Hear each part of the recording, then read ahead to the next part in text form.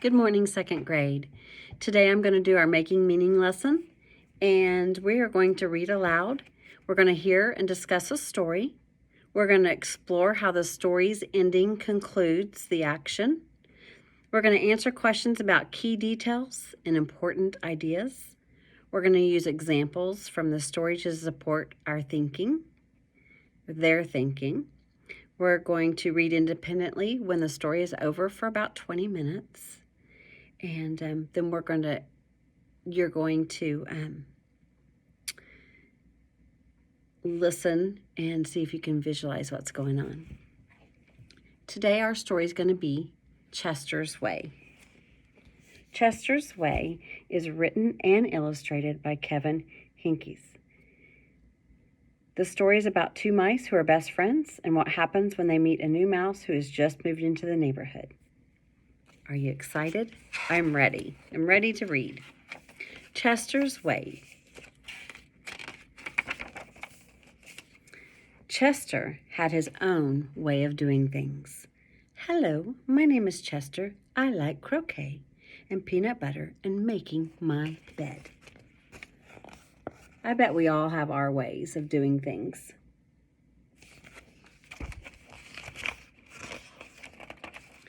He always cut his sandwiches diagonally.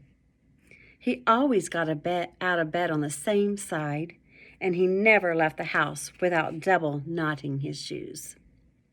Chester always had the same thing for breakfast, toast with jam and peanut butter.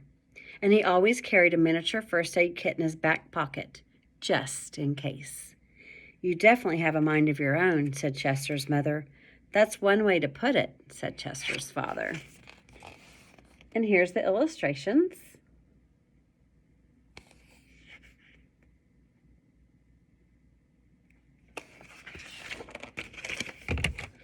Chester's best friend, Wilson, was exactly the same way. That's why they were best friends. Chester wouldn't play baseball unless Wilson played.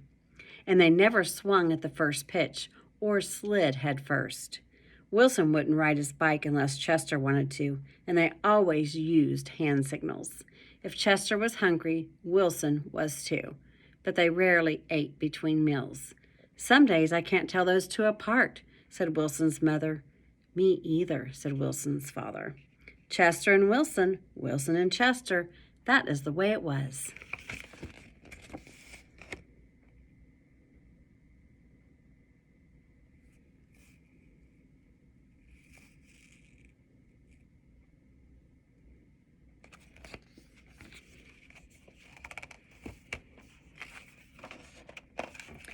They loved to go on picnics.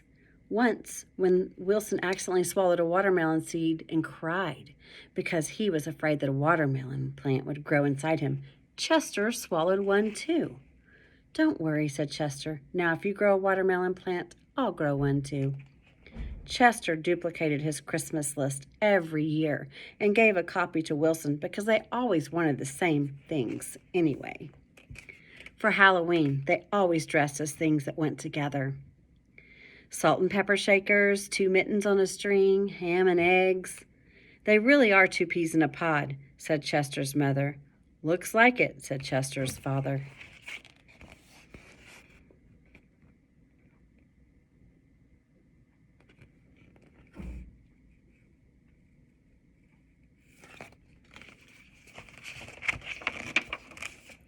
In spring, Chester and Wilson shared the same umbrella. In winter, they never threw snowballs at each other. In fall, they raked leaves together. And in summer, they reminded each other to wear sunscreen so they wouldn't burn. Sounds like some really good friends there.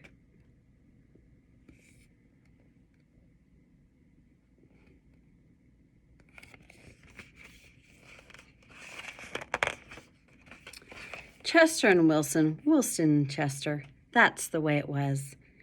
And then Lily moved into the neighborhood. We're going to stop right there for a minute. So Lily moved into the neighborhood. So far we know what's happened is these guys are just great friends. They do everything together, and they really share everything. They do their same chores. They like the same food. They like the same costumes at Halloween. I'm going to go over some suggested vocabulary real quick before we finish the story. Have a mind of your own. At the beginning it said Chester had a mind of his own. Do things your own way. When you have a mind of your own, you want to do things that you want to do. You don't really want someone telling you what to do. Rarely is not very often. Duplicated means copied, when he copied the Christmas list for Wilson. Nifty disguises. We haven't gotten to that yet, but that means clever ways to dress and hide up so someone doesn't recognize you. Circle means gathered around, and fierce is wild and scary.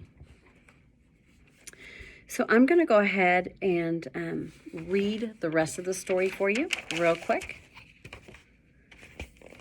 And we left off where it says, and then Lily moved into the neighborhood.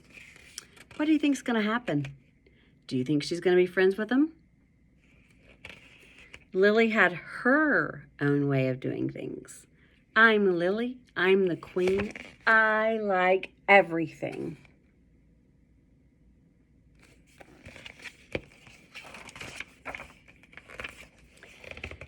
She wore Band-Aids all over her arms and legs to look brave. She talked backwards to herself, sometimes so no one would know what she was saying. And she never left the house without one of her nifty disguises. You remember that? Nifty disguises, so people wouldn't recognize her.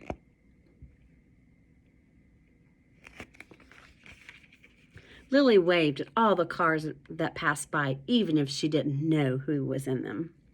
And she always carried a loaded squirt gun in her back pocket, just in case. She definitely has a mind of her own, said Chester.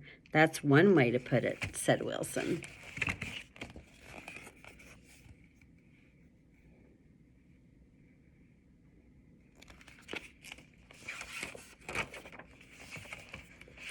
When Lily asked Chester and Wilson to play, they said they were busy. When she called them up on the phone, they disguised their voices and said they weren't home.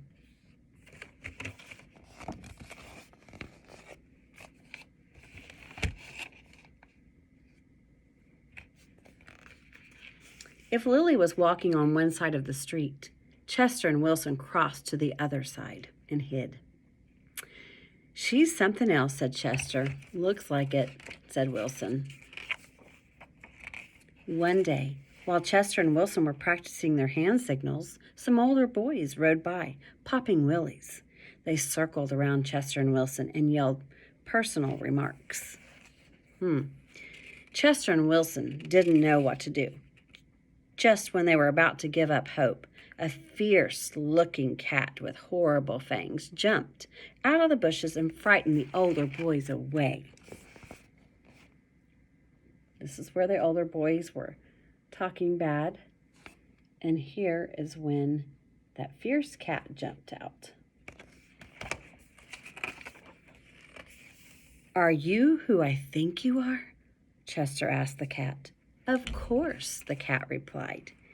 Thank you, Lily, said Chester. You're welcome, Chester, said Lily. Thank you, Lily, said Wilson. You're welcome, Wilson, said Lily. I'm glad you were wearing a disguise, said Chester. And I'm glad you had your squirt gun, said Wilson. I always do, said Lily, just in case.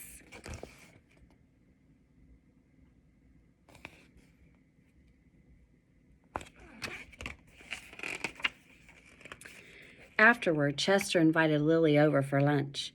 You have a Muscle Mouse cup, said Lily. Of course, said Chester. I do too, said Lily. Same here, said Wilson. Chester and Wilson cut their sandwiches diagonally. Lily asked Chester's mother if she had cookie cutters, and she made stars and flowers and bells.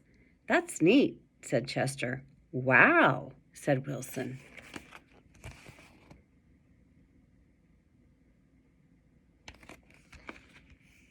That night, Lily invited Chester and Wilson to sleep over.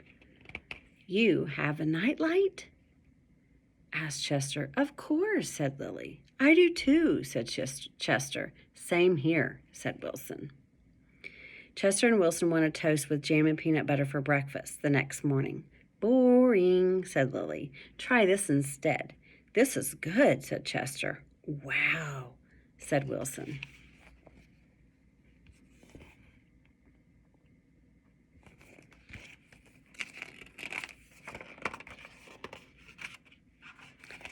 After that, when Lily asked Chester and Wilson to play, they said yes. When she called them up on the phone, they had pleasant conversations. And if Lily was walking on one side of the street, Chester and Wilson waved and ran to catch up with her. Chester and Wilson taught Lily hand signals, and she taught them how to pop wheelies. Lily taught Chester and Wilson how to talk backwards, and they taught her how to double knot her shoes.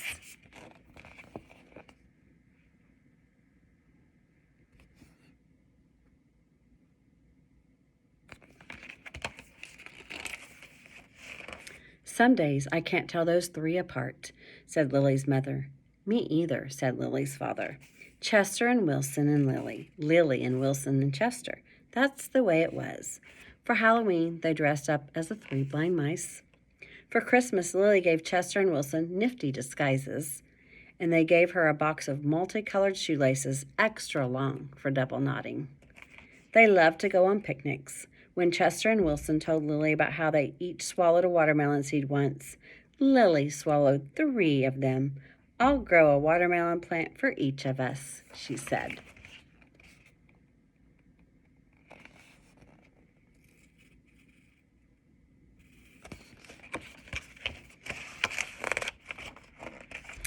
In spring, Chester and Wilson and Lily shared the same umbrella.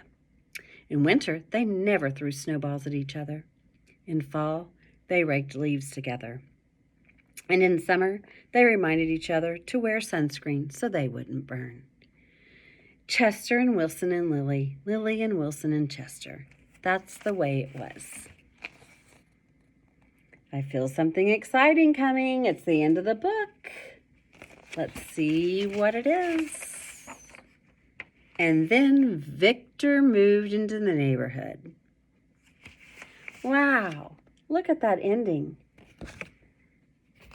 What do you think's going to happen? I'd like you to go ahead and write what you think's going to happen. Is Victor going to join Chester, Wilson, and Lily? What do you think? Write a few sentences to think about what you think's going to happen. And I would like you to read independently, make inferences about what's going to happen, and then write about it.